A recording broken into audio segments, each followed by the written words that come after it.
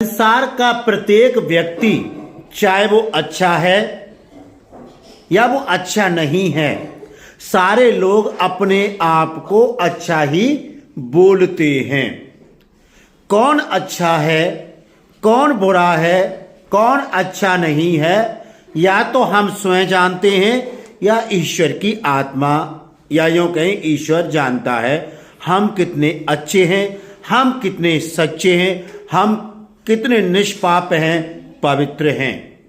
यदि ईश्वर की नज़र में और अपनी नज़र में, जहाँ तक हमने अपने आप को परखा है, यदि हम सच्चे हैं, अच्छे हैं, आध्यात्मिक हैं और मानवीय गुणों से भरे हुए हैं ईश्वर की नज़र में, तो वो ऐसे भक्तों का ईश्वर हर समय हर संभव मदद करता है, सहारा देता है जीवन के अंतिम क्षणों तक।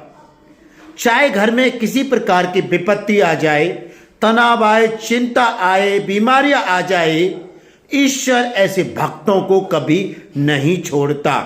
यानी कहने का मतलब यह है, ईश्वर अपने भक्तों पर क्षण मात्र भी आंच नहीं आने देता। जब आपके समय गलत है और संसार को पता है कि उस व्यक्ति का समय गलत है, गलत होते हुए भी वो समय तुरंत ही अच्छा हो जाए, तो समझ लो आप ईश्वर के सच्चे बेटे हो और बेटी हो। आज इस बात को समझना। ऐसा ही एक आज घटना मेरे सामने घटी।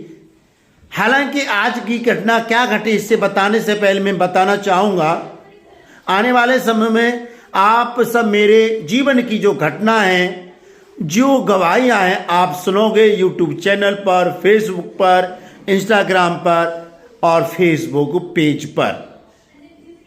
जल्दी आपको ये सब वीडियोस देखने को मिलेंगी, क्योंकि ईश्वर ने मेरे लिए इतने महान कार्य किए हैं। जैसे मैं बार बार बताता हूं, यदि ईश्वर ने आपके लिए थोड़ा भी किया है, या यूं कहें कि आपके माता पिता ने कुछ भी किया, अपने दोस्तों ने कुछ भी किया है, उसका बखान करो, प्रशंसा करो उस बात की। सैकड़ों लोगों को बताओ, हजारों को, लाखों को बताओ कि ईश्वर महान है, मेरे माँ बाप महान है, मेरी पत्नी महान है, मेरा पति महान है, मेरा दोस्त महान है। ऐसी महानता की कहानियां हम सब बहुत सारी सुनते हैं इतिहास में, इतिहास की पन्नों से। जैसे मैंने बताया कि ईश्वर मेरे लिए बहुत महान कार्य किए हैं, और आप इस बात को यकीन करना, आज से करीब 4 साल पहले कोरोना के समय ईश्वर की मर्जी नहीं होता तो आपके सामने में ये सब वीडियो नहीं बना रहा होता। उस ईश्वर ने, उस खुदा बाप ने मेरा जिंदगी बख्शी है, मुझे जीवन दान दिया है। यह मेरा कर्तव्य बनता है कि उसके गुणों को मैं लोगों को बताऊं, हजारों को बताऊं, लाखों को बताऊं, अरबों खरबों को बताऊं, जो ईश्वर ने मेरे लिए महान कार्य किए हैं। मेरा जीवन बचाया, मुझे पागल होने से बचाया, तो ईश्वर को मैं बार बार धन्यवाद बोलता हूं। और ईश्वर ने मेरे जीवन में आंच नहीं आने दी किसी भी क्षेत्र में।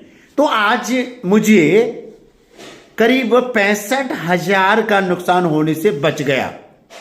सोचो आप कैसे हुआ। यूं, जब मैं आ रहा था एक ऑटो में बैठ करके मेरा मोबाइल गिर पड़ा। जब मोबाइल गिरा था तो मैं अपनी पॉकेट में देख रहा था कि मोबाइल देखा तो मोबाइल नहीं है, आवाज़ तो आई है। मैं तुरंत ऑटो चालक को बोला कि भाई साहब मेरा मोबाइल गिर पड़ा है। जब मैं गया पीछे 100 कदम, तो वो मोबाइल एक मोटरसाइकिल वाले के पहिए के नीचे पड़ा था। वो ये जब मैं उसके पास पहुंचा तो मेरा मोबाइल पहिए के नीचे दबा हुआ था। ये मेरा मोबाइल, ये वाला। तो मैंने देखा तो धूल से, सड़क पर धूल होती है, धूल से बहुत खराब हो गया। देखा, मैं साफ किया, मेरे मोबाइल पे खरोंच भी नहीं आई। हालांकि यहाँ थोड़ा सा शीशा ये थोड़ा सा चटक गया है, आप देख सकते हैं, ये ठीक हो जाएगा। यानी मेरा मोबाइल सही हो गया और इस मोबाइल में जो अपना वीडियोस लगाता हूँ, वीडियोस मतलब चित्र लगाता हूँ, मेरे प्रेमी पिता प्रभु परमेश्वर का चित्र होता है हमेशा। और ये आशा है, विश्वास है, भरोसा है, जब तक ईश्वर जिंदगी रखेगा ईश्वर का फोटो इस मोबाइल में रहेगा। तो मुझे 65,000 का फायदा कैसे हुआ? सोचो, यदि मैं ईश्वर की नजर में सही नहीं होता तो मोबाइल मेरा वो 2-4 बहानों के अंदर आके टूट जाता। स्क्रीन को खरोंच तक नहीं आई, और जब खरोंच तक नहीं आई और मोबाइल टूट जाता, बिल्कुल डैमेज हो जाता, तो मुझे दूसरा मोबाइल खरीदना पड़ता। यानी करीब ये 32,000 का मोबाइल 32 का और लेता तो 64-65,000 हो गए ना हो गए, और मुझे ये वापस मिल गया जैसे एज इट वाज। तो यहां से यह सिद्ध होता है कि ईश्वर मुझे अब तक प्यार करता है। चाहे मैं पापों के द्वारा ईश्वर को नाराज करता हूं, ईश्वर ने जो मेरी उंगली पकड़ी है उस उंगली को अपने पापों के द्वारा मैं छोड़ाता हूं, लेकिन ईश्वर ने मेरा हाथ पकड़ा है। कहने का मतलब है प्रिय दोस्तों, संसार पाप करता है, हम सब पापी मनुष्य हैं।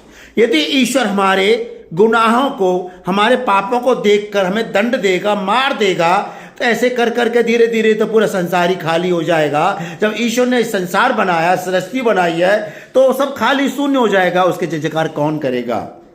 इसलिए ईश्वर हमें बार बार न्योता देते हैं, जाने अनजाने में गलती हो जाए क्षमा मांग लो ईश्वर से, और ईश्वर की नज़र में अच्छे बने रहो, सच्चे बने रहो।